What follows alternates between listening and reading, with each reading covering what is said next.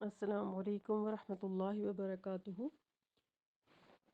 رب اشرح لی صدری ویسر لی امری واحلل عقدۃ من لسانی یفقہوا قولی ربنا زدنا علما اللہم فقہنا فی الدین آمین۔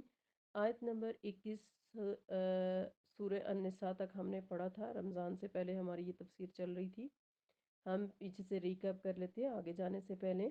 اعوذ باللہ من الشیطان الرجیم، بسم اللہ الرحمن الرحیم۔ یا ایہا الذین آمنوا لا یحل لکم ان ترثوا النساء کرہا ولا تعزلوہن لتذہبوا ببعض ما آتیتموہن الا ان یأتین بفاحشۃ مبینہ وعاشروہن بالمعروف فإن کرہتموہن فعسى ان تکرہوا شیئا ویجعل اللہ فیہ خیرا کثیرا۔ اے ایمان والو، تمہارے لیے یہ جائز نہیں کہ تم زبردستی عورتوں کے وارث بن بیٹھو، اور نہ انہیں اس لیے روکے رکھو کہ جو مال حق مہر وغیرہ تم انہیں دے چکے ہو اس کا کچھ حصہ اڑا لو، الا یہ کہ وہ سری بدچلنی کا ارتکاب کریں اور ان کے ساتھ بھلے طریقے سے زندگی بسر کرو۔ اگر وہ تمہیں ناپسند ہو سکتا ہے کہ کوئی چیز تمہیں ناگوار ہو، مگر اللہ نے اس میں بہت بھلائی رکھ دی ہو۔ تو یہاں پر زمانہ جہالت میں جو عورتوں کو اپنا ترکہ سمجھا جاتا تھا، اس کے شوہر کی وفات کے بعد اس کا سوتیلا بیٹا جو ہے یا اس کے دیور جیٹھ اس کے وارث بن جاتے تھے، یا پھر یتیم بچیاں جو ہوتی تھیں ان کو کہیں نکاح نہیں کرنے دیا جاتا تھا ان کی دولت یا جائیداد پر قبضہ کرنے کے لیے، تو اس چیز سے منع کیا جا رہا ہے۔ پھر آیت نمبر 20 میں کہا جا رہا ہے کہ اگر تم ایک بیوی کی جگہ دوسری بیوی لانا چاہتے ہو اور تم اسے خواہ ڈھیر سارا مال دیا ہوا ہو تو اس میں سے کچھ بھی واپس نہیں لوگے، یعنی پہلی بیوی کو اگر طلاق دے رہے ہو تو تم اس سے کچھ بھی واپس نہیں لوگے، نہ حق مہر کی صورت میں دیا ہوا مال، نہ تحفتاً دیا ہوا۔ کیا تم اس پر بہتان لگا کر اور سری گناہ کے مرتکب ہو کر اس سے مال لینا چاہتے ہو؟ اگلی آیت میں فرمایا، آیت نمبر 21 میں، وَكَيْفَ تَأْخُذُونَ، اور تم لے بھی کیسے سکتے ہو جبکہ تم ایک دوسرے سے لطف اندوز ہو چکے ہو اور وہ تم سے پختہ عہد لے چکی ہیں۔ آج کی آیت، آیت نمبر 22، وَلَا تَنْكِحُوا مَا نَكَحَ آبَاؤُكُم مِّنَ النِّسَاءِ إِلَّا مَا قَدْ سَلَفَ إِنَّهُ كَانَ فَاحِشَةً وَمَقْتًا وَسَاءَ سَبِيلًا۔ اور جن عورتوں کو تمہارے باپ نکاح میں لا چکے ہیں ان سے نکاح نہ کرو مگر پہلے جو ہو چکا سو ہو چکا، یہ بڑی بے حیائی اور بیزاری کی بات ہے اور برا چلن ہے۔ اب یہاں پر خواتین کے لیے مزید احکامات خواتین کے بارے میں دیے جا رہے ہیں، اور جو حکم یہاں پر خصوصاً دیا جا رہا ہے وہ سوتیلی ماؤں سے نکاح کے بارے میں ہے، کہ یعنی تمہاری سوتیلی مائیں بھی ماؤں ہی کے مقام پر ہیں، لہٰذا انہیں ورثہ کا مال سمجھنا اور زبردستی ان سے نکاح کرنا، ان کے ترکے کے وارث بن بیٹھنا، یہ سب باتیں انتہائی شرمناک اور قابل مذمت ہیں۔ چونکہ جاہلیت میں اہل عرب جو ہیں وہ ایسے ہی کرتے تھے، اس لیے یہاں پر منع کیا گیا۔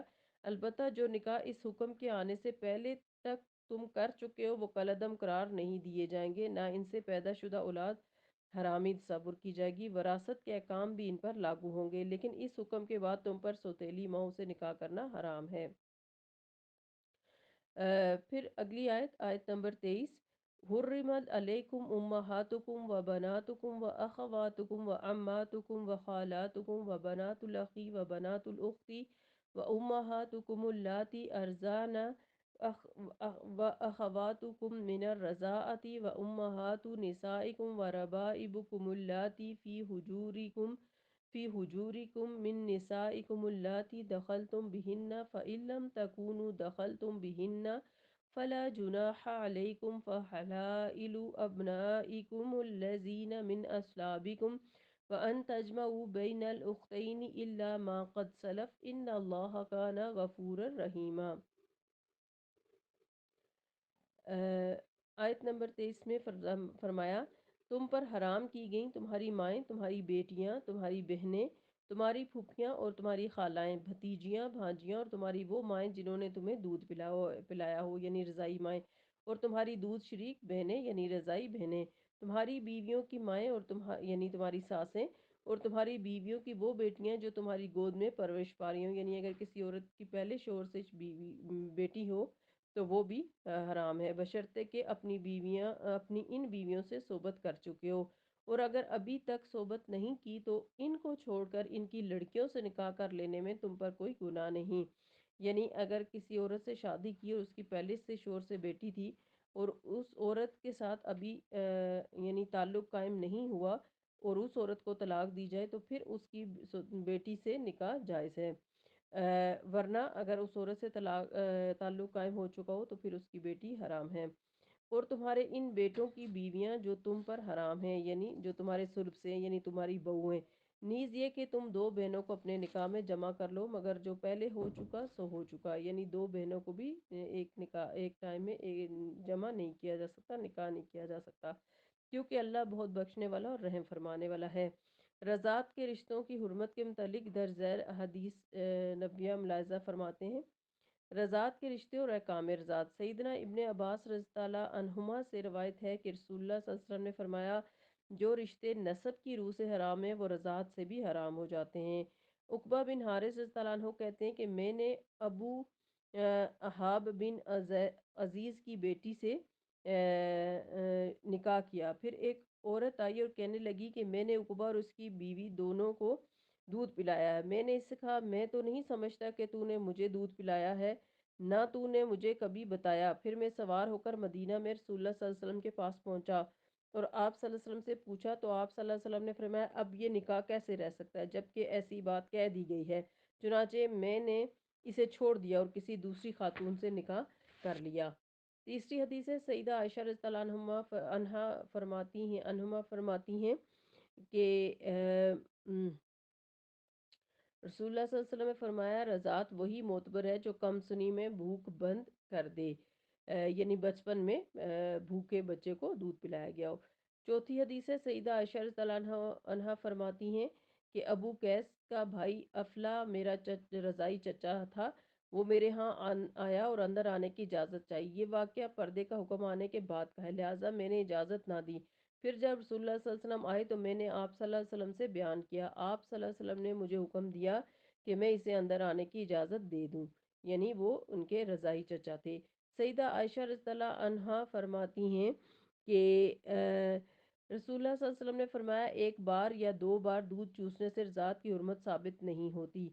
छठी हदीस है, सईदा आयशा रज़ियल्लाहु अन्हा फरमाती हैं, कुरान में एक आयत उतरी थी, अशरा रज़ाता मालूमात, यानी 10 बार दूध चूसने से हरमत रज़ात साबित होती है।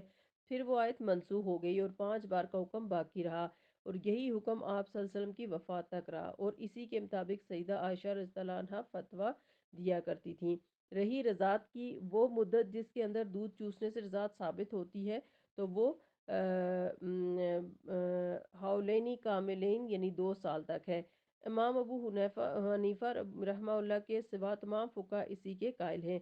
अलबत्ता इमाम अबू हनीफा रहमहुल्लाह रज़ात की मुद्दत 2.5 साल करार देते हैं। नीज़ इनके नज़दीक एक दफ़ा चूसने या एक घूंट से भी रज़ात साबित हो जाती है।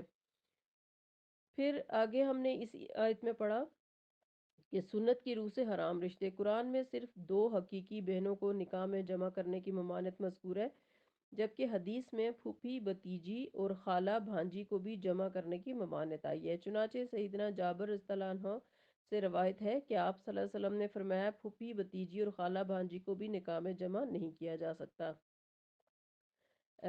फिर इसी में हमने पढ़ा है कि इसी आयत के अंदर कि कौन कौन से रिश्ते हैं जो हराम हैं।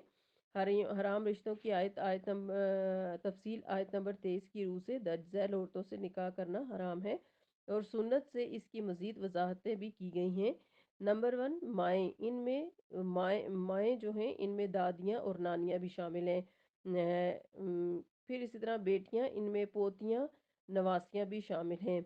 बहनें, इसमें सगी, अल्लाती और अख्याफ़ी बहनें सब शामिल हैं। फूफियाँ भी हराम हैं। खालाएँ, ख्वाह वो सगी हों या अख्याफ़ी या अल्लाती, सब हराम हैं। भतीजियाँ और इनकी बेटियाँ, भांजियाँ और इनकी बेटियाँ, रज़ाई माएँ, रज़ाई बहनें, रज़ात की रूह से वो सब रिश्ते हराम हैं जो नसब की रूह से हराम हैं। सास, इसी तरह बेटियाँ और सौतेली बेटियाँ, बहू, हकीकी बेटे की बेवा या मुतल्लका से निकाह हराम है। दो बहनों को बेवक्त वक्त निकाह में जमा करना हराम है। इस हुक्म के बाद फ़ौरन एक को तलाक दे दी जाएगी اور اگلی آیت آیت نمبر 24 کی روح سے تمام شور والی عورتیں بھی حرام ہیں۔ اب ہم آیت نمبر 24 دیکھتے ہیں۔ والمحصنات من النساء إلا ما ملكت أيمانكم كتاب الله عليكم وأحل لكم ما وراء ذلكم أن تبتغوا بأموالكم محسنين غير مسافحين فما استمتعتم به منهن فآتوهن أجورهن فريضة ولا جناح عليكم فيما تراضيتم به من بعد الفريضة إن الله كان عليما حكيما۔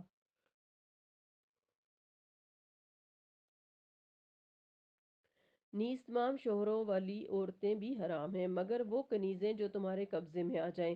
تمہارے لیے یہی اللہ کا قانون ہے۔ ان کے ماسوا جتنی بھی عورتیں ہیں انہیں اپنے مال کے ذریعے سے یعنی مہر کے ذریعے سے حاصل کرنا تمہارے لیے جائز قرار دیا گیا ہے، بشرطے کہ اس سے تمہارا مقصد نکاح میں لانا ہو، محض شہوت رانی کرنا نہ ہو۔ پھر ان میں سے جن سے تم نکاح کا لطف اٹھاؤ انہیں ان کے مقررہ حق مہر ادا کر دیا کرو۔ ہاں اگر مہر مقرر ہو جانے کے بعد زوجین میں باہمی رضامندی سے کچھ سمجھوتا ہو جائے تو پھر تم پر کوئی گناہ نہیں۔ اللہ تعالیٰ یقیناً سب کچھ جاننے والا اور حکمت والا ہے۔ موجودہ دور کے مہذب معاشرے میں فاتحہ قوم یعنی قیدی عورتوں سے جس طرح کھلی بے حیائی کا ارتکاب کرتی ہے، اسلامی نقطہ نظر سے یہ سری زنا ہے، اور جس طرح آج کل قیدی عورتوں کو ایک کیمپ میں رکھا جاتا ہے اور فوجیوں کو عام اجازت دی جاتی ہے کہ جس عورت سے چاہیں زنا کرتے رہیں، یہ صرف زنا ہی نہیں رہتا بلکہ ایک وحشیانہ فعل بھی بن جاتا ہے۔ چنانچہ اسلام نے ایسی عورتوں سے تمتع پر چند در چند پابندیاں لگائی ہیں، یعنی کہ آج کے دور میں اس طرح کا کانسیپٹ نہیں ہے کہ لونڈی عورت کے ساتھ جو ہے وہ تعلق قائم کیا جائے اور اسے حلال قرار دیا جائے۔ اسی طرح مذکورہ بالا عورتوں کے علاوہ باقی آزاد عورتوں میں سے جس کے ساتھ تم چاہو درج ذیل شرائط کے ساتھ نکاح کر سکتے ہو، یعنی اس آیت میں خصوصاً یہ بتایا گیا کہ نکاح میں جو پہلے سے کسی کے نکاح میں ہے وہ ان کے ساتھ شادی نہیں کی جا سکتی۔ تو ہم نکاح کی شرائط دیکھ لیتے ہیں کہ نکاح کی شرائط کیا ہے کہ طلب سے مراد ایجاب و قبول ہے۔ یہ نمبر 2 یعنی ایجاب و قبول ہوگا، یعنی ایک دوسرے کو قبول کریں گے۔ دوسرا، یہ نکاح مستقل ہوگا، محض شہوت رانی کی غرض سے نہیں ہوگا، اس شرط سے نکاح موتا کی حرمت ثابت ہوتی ہے۔ نمبر 3، حق مہر مقرر کرنا اور اس کی ادائیگی الا یہ کہ بیوی اپنی مرضی سے یہ مہر یا اس کا کچھ حصہ چھوڑ دے، اس طرح مرد مقررہ مہر سے زیادہ بھی دے سکتا ہے۔ نمبر 4، اعلان نکاح، جیسا کہ اگلی آیت میں کہا گیا ولا متخذات اخدان سے واضح ہے، اور سنت سے اس کی صراحت مذکور ہے، یعنی نکاح کے کم از کم 2 گواہ موجود ہونے چاہیے۔ تو یہ تھی نکاح کی شرائط، 4 شرائط آپ کو بتائی گئیں کہ ایجاب و قبول ہوگا، مستقل نکاح ہوگا یعنی وقتی طور پہ نہیں کیا جائے گا، حق مہر مقرر ہوگا، اور چوتھے اعلان نکاح کیا جائے گا۔ تو یہ تھی آج کی آیات۔ اللہ تعالی ہمیں اپنے دین کے بہترین سمجھ عطا فرمائے اور اس کے مطابق عمل کرنے کی توفیق عطا فرمائے، آمین۔ سبحانک اللہم و بحمدک نشہد ان لا الہ الا انت نستغفرک و نتوب الیک۔ السلام علیکم ورحمۃ اللہ وبرکاتہ۔